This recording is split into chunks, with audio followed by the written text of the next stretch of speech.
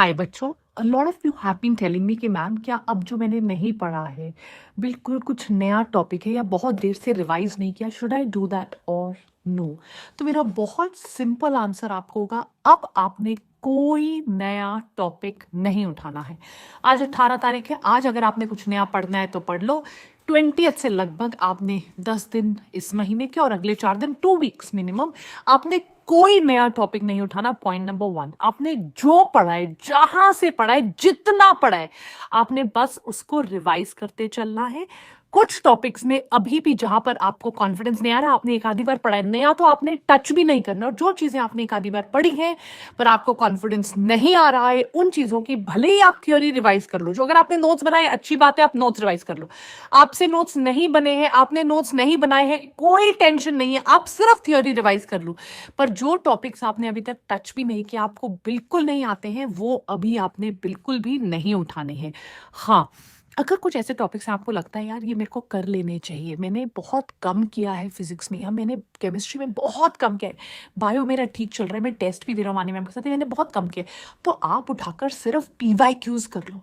अगर मैं बताऊं कि अभी आप लेक्चर्स देखो या अभी आप थ्योरी की किताबें पढ़ो, जो टॉपिक्स आपने नहीं किए हैं वो आप बिल्कुल मत करिए। अगर आपको करने को भी मतलब अगर लग रहा है यार ये पढ़ लेता हूँ, मुझे इजी लगता है, शायद कर लूँ, क्लास में समझ में आया था पर कभी खुद नहीं पढ़ा, करने का मन कर रहा है, 14 दिन है अभी, आप PYQs कर लीजिए।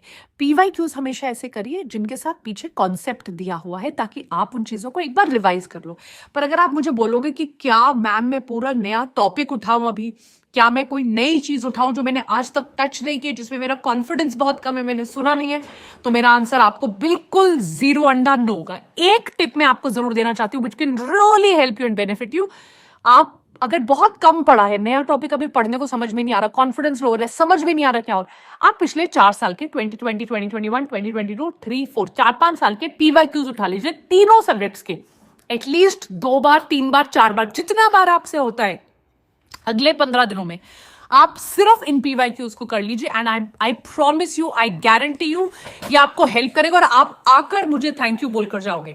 सो अब आपको फोकस करना चाहिए towards PYQs, that is the only way forward. बिल्कुल छोड़ दीजिए, आपने टच भी नहीं करना है अभी कोई भी नई चीज, right? I will see for the test, take care, God bless you everyone, bye बच्चों, बाय।